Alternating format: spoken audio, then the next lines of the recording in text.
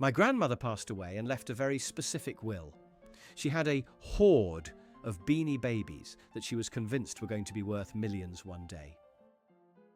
My aunt, who hadn't visited in 10 years, flew in for the funeral and immediately started stuffing these dolls into garbage bags to take home, screaming that she deserved the investment. We looked them up later. The entire collection was worth about $40. She ruined her relationship with the whole family over a pile of worthless stuffed animals. When my wealthy uncle died, he left the majority of his estate to a local dog shelter because his kids were already successful adults. His daughter was so furious that she actually went to the shelter and tried to demand they give her the dogs so she could sell them to recoup her lost inheritance. The police had to be called to remove her from the premises. It was the most embarrassing display of entitlement I have ever witnessed in my life. My dad passed away unexpectedly, and my stepmother immediately went into protection mode over his assets. She told me and my sister that Dad had died penniless and in massive debt, so we shouldn't bother looking for a will. We hired a lawyer anyway. Turns out, not only was there a will, but he had a substantial life insurance policy naming us as beneficiaries. She had tried to forge a document saying she was the sole heir, but she used a notary stamp that had expired 2 years prior. My grandfather was still in hospice care, literally taking his final breaths when my cousin showed up.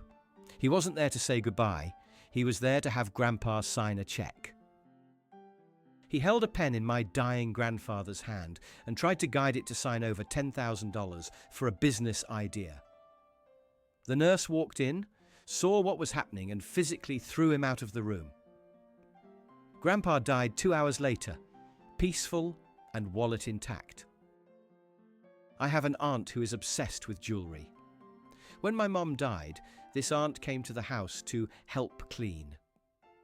I walked into the master bedroom and found her trying on my mother's clothes and slipping her gold wedding band into her pocket.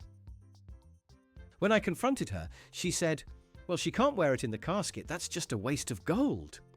I made her empty her pockets, and she had taken nearly every piece of silver and gold she could find. After my father passed, my brother, who hadn't held a job in 15 years, decided that the house was now his. He changed the locks on the day of the funeral while we were at the cemetery. He didn't realize that the house was actually in my name because Dad had transferred it to me to avoid this exact situation. I had to go there with a sheriff to evict my own brother from a house he thought he had successfully stolen. We had a great uncle who was known for being a bit of a miser. When he died, the family descended on his messy, cluttered house like vultures. They were fighting over rusty tools, old furniture, and even the copper wiring in the walls. My dad just sat on the porch and drank a beer. Later, we found out the uncle had hidden cash in the hollow curtain rods. Dad was the only one who got the house and the rods, because he was the only one who didn't act like a looter. My sister-in-law tried to return the flowers people sent to the funeral home so she could pocket the cash refunds. She actually argued with the florist that the dead don't smell flowers, so give me the money. The florist called my brother, absolutely horrified. It turns out she was planning to use the money to buy a new purse for herself to cheer herself up during her mourning period. The level of narcissism was unreal. I work as an estate lawyer. I once had a family come in for the reading of the will, and when they found out the deceased had left everything to charity, the eldest son stood up and threw a chair through the conference room window. He screamed that his father robbed him. The father had paid for the son's college, his first house, and his 3 divorces. The will explicitly stated, "I have given you enough while I was alive." My grandmother had a collection of porcelain dolls that she loved.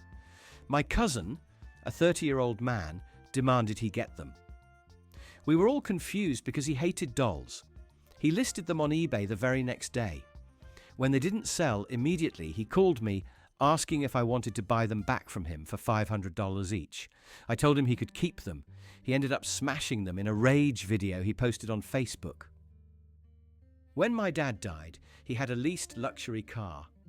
My sister stole the keys during the wake and drove it 2 states away, thinking she now owned the car.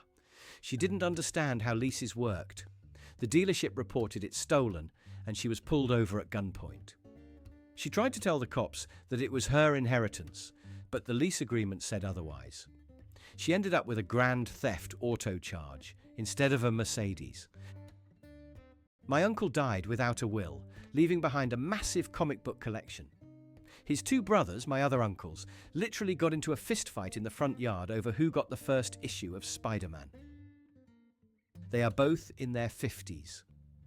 While they were rolling around on the grass, punching each other, the uncle's landlord came out and informed them that the rent hadn't been paid in months, and the landlord had a lien on the property inside. Nobody got the comics. A woman I know lost her husband, and his mother, her mother-in-law, demanded that she return the engagement ring he had given her 20 years ago. Her logic was, he bought it with family money, so it returns to the family. The widow obviously refused. The mother-in-law then tried to sue her in small claims court. The judge actually laughed and dismissed the case in under 2 minutes, telling the mother-in-law to go home and learn some shame.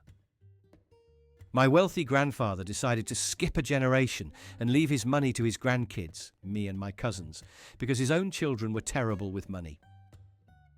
My mother was so jealous that she tried to charge me back rent for the 18 years I lived in her house as a child. She sent me an invoice for $200,000. I was 22 years old. I obviously didn't pay it, and she hasn't spoken to me since I bought my own house with the inheritance. I had a cousin who brought a U-Haul truck to the hospital while my aunt was in the ICU. She wasn't even dead yet. He was parked outside, waiting for the call so he could rush to her house and empty it before the rest of us got there. My dad found out and went to the house to change the locks immediately.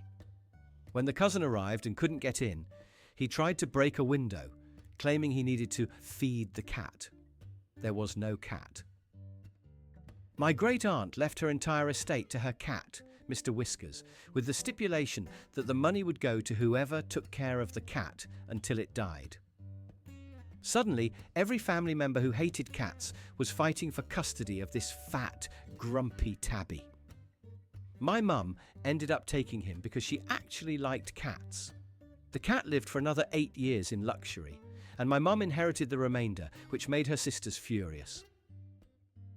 When my brother died, his ex-wife, divorced 5 years, showed up at the funeral wailing and crying, draped in black. She went around the reception asking people for donations for expenses. She collected about $2,000 cash from sympathetic, distant relatives. We later found out she used the money to book a cruise to Mexico. She wasn't even involved in paying for the funeral. My parents paid for everything. My dad had a secret safe in his basement that nobody knew the combination to. After he died, my greedy uncle hired a locksmith to drill it open, convinced there was gold inside. He paid $400 for the locksmith. They finally got it open, and inside was nothing but a stack of old Playboy magazines from the 1980s and a half-empty bottle of whiskey. The look on my uncle's face was priceless. My grandmother had mild dementia, but knew what she was doing. She gave my cousin a priceless antique vase a few months before she died. The cousin bragged about it endlessly, saying she was the favorite. When Grandma passed, we found the receipt for the vase in her drawer. She had bought it at a thrift store for $8.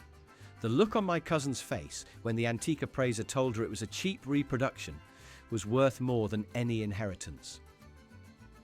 I had a relative who tried to cash a check written by the deceased after the date of death.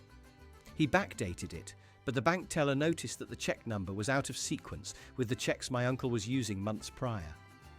The bank froze the account and called the executor.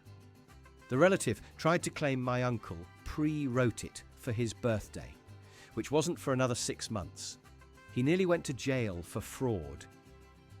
My aunt demanded that we dig up my grandfather's grave because she was convinced he was buried with a lottery ticket she had bought him for his birthday the week prior. She made a huge scene at the cemetery office, screaming that he won. I know he won. We had to show her the ticket, which was on his nightstand, not in the coffin, and scan it in front of her. It was a loser. She didn't apologize. My parents paid for my college, but my brother didn't go. When my parents died, he argued that the cost of my tuition should be deducted from my share of the inheritance, so things would be equal. He wanted me to pay him back $80,000 from 15 years ago. The lawyer told him that unless there was a loan document, gifts given during life don't count against the will. He threw a coffee mug at the wall. At the reading of the will, my sister found out she was only getting $5,000 while I got the house. She stood up and told the room that I had manipulated our mother by caring for her during her cancer treatment. She called it manipulation. I called it being a decent son while she was partying in Ibiza. The best part? The will had a no contest clause. Because she contested it and lost, she forfeited the $5,000 too. My uncle stole the silverware from the funeral reception hall. Not the family silverware, the catering company's silverware. He thought it was real silver and shoved forks and spoons into his coat pockets. The catering manager stopped us at the door and demanded them back. We had to pat down our 60-year-old uncle like he was a criminal. It was stainless steel, worth maybe $20 total. We had a distant cousin who claimed to be my late father's illegitimate son to get a cut of the money. He had a whole sob story and fake documents. We agreed to a DNA test. As soon as we mentioned the swab, he vanished. His phone number was disconnected, and his social media disappeared. He was just a con artist, scanning obituaries for targets. My grandfather left his riding lawnmower to me. My uncle was so petty about it that he went into the shed the night before I came to pick it up and removed the engine. He literally took the engine out and hid it. He told me, "You can have the mower, but the motor belongs to the property." I had to sue him in small claims court to get the engine back. Who steals a lawnmower engine?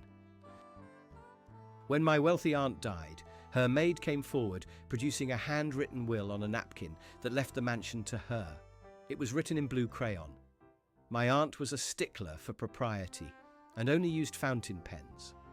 Also, my aunt was blind for the last 5 years of her life and couldn't write legibly. The maid didn't think that one through. The judge tossed it out in seconds. My brother and I inherited a house together. He wanted to sell. I wanted to keep it and rent it out. Without telling me, he listed it for sale as "for sale by owner." I showed up to do yard work and found strangers walking through my living room. I had to awkwardly explain to the potential buyers that they were trespassing and the house was absolutely not for sale.